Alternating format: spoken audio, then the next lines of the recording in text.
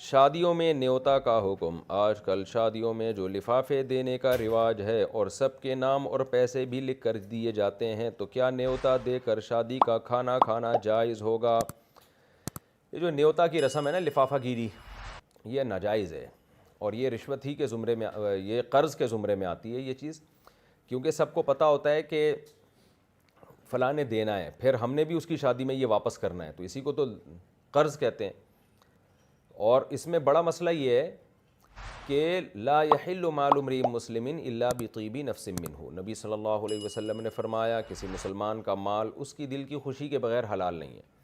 یہاں جب شادی ہوتی ہے پتہ ہوتا ہے کہ دینا ہی ہے، جا کے دولہے کو کمبخت کو دینا ہی ہے، اور نہیں دیں گے تو کیا سوچے گا وہ، تو یہ دل کی خوشی تو نہیں ہے۔ پھر خواتین اپنی جیب سے تو دے نہیں رہی ہوتی، اپنے میاؤں کی جیبیں خالی کروا رہی ہوتی ہیں، آدمی بھی تنگ آیا ہوا ہوتا ہے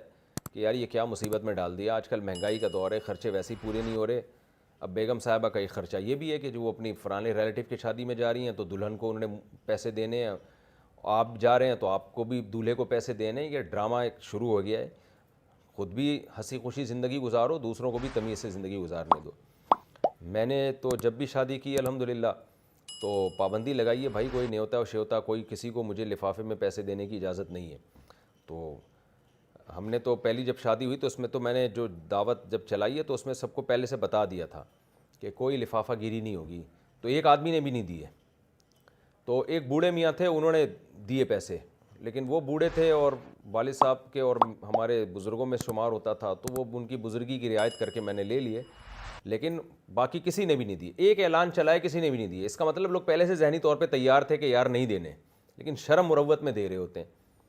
تو اس لیے آپ کارڈ پہ لکھ دیں کہ پیسے لفافے میں ڈال کے نہ لے کر آئیں تو بس، لیکن ظاہر ہے اس کے لیے حوصلہ چاہیے نا، بری رسم سوسائٹی سے ختم کرنے کے لیے کچھ قربانی دینی پڑتی ہے نا۔ دولہے کا سارا ولیمے کا خرچہ لفافوں میں پورا ہو جاتا ہے،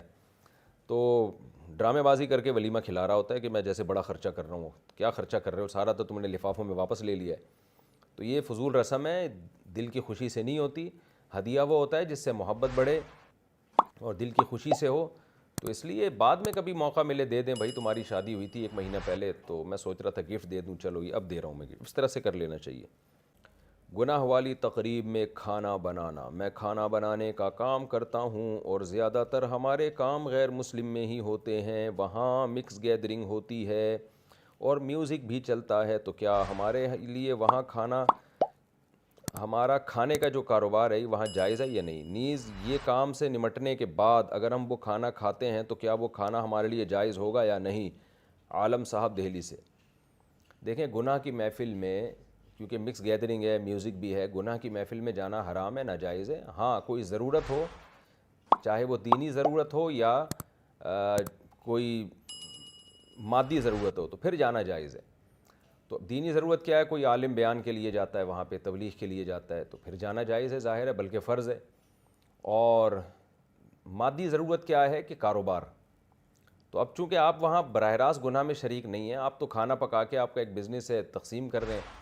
تو اللہ سے امید کی جا سکتی ہے کہ انشاءاللہ آپ کو گناہ نہیں ہوگا، لیکن بہتر یہی ہے کہ آپ کوئی ایسی جگہ تلاش کر لیں جہاں یہ مکس گیدرنگ نہ ہو، میوزک نہ ہو،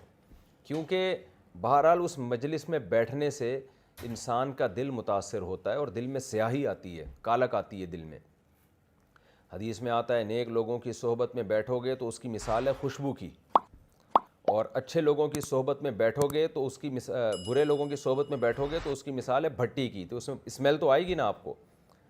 کچھ دنوں میں اس اسمیل کے عادی ہو جائیں گے۔ میں بھی بعض دفعہ ایسی محفلوں میں جاتا ہوں بیان کے لیے جہاں مکس گیدرنگ کا ماحول، میوزک کا ماحول، کبھی 5-10 منٹ کے لیے بلا لیتے ہیں بیان کے لیے، تو سوچتا ہوں کہ یہاں ان کو کچھ بولنے کا موقع مل جائے گا، تو مجھے اندازہ ہوتا ہے کہ 10 منٹ بھی 15 منٹ بھی وہاں بیٹھو تو ایک دل میں عجیب سی قدورت ہوتی ہے، بے سکونی محسوس ہوتی ہے، اس کے اثرات آتے ہیں انسان کے دل پر۔ تو جب انسان تبلیغ کے لیے جائے تو بھی اثرات آتے ہیں، تو آپ سوچیں کہ جو دین کے لیے نہیں دنیا کے لیے جائے، اپنے ضروری کام کے لیے جائے، تو جائز تو ہے، گنجائش تو ہے اس کی، کیونکہ ظاہر ہے کاروبار ایک انسانی ضرورت ہے، اور کاروبار آپ کا بذات خود حرام نہیں، آپ تو کھانا پکا کے کھلا رہے ہیں، یہ کھانا پکانا اور کھلانا بذات خود ایک جائز عمل ہے، تو اس لیے بہتر یہی ہے کہ کچھ دوسری جاب تلاش کر لیں، لیکن بہرحال یہ بھی جائز ہے آپ کا کھانا کھلانا، اور وہاں کھانا کھانا بھی حرام نہیں ہے، کیونکہ کھانا کھانا بھی ایک ضرورت ہے کہ، اور پھر مسلسل آپ نے وہاں رہنا ہی ہے، جاب کے سلسلے میں تو پھر بیٹھ کے کھانا بھی کھا سکتے ہیں۔ سطر کی حد، مفتی صاحب انڈیا سے محمد صدیق نے پوچھا ہے، مفتی صاحب مرد کا سطر کہاں تک ہوتا ہے؟ کیا ناف بھی سطر میں شامل ہے؟ دیکھیں، ناف سے لے کے گھٹنے تک سطر ہے، یہ حدیث میں آتا ہے۔ اب امام ابو حنیفہ اور امام شافعی کے اختلاف ہوا ہے کہ ناف سے لے کے گھٹنے تک تو حدیث میں ہے سطر ہے، تو اس میں ناف داخل ہے، گھٹنا داخل ہے یا نہیں ہے؟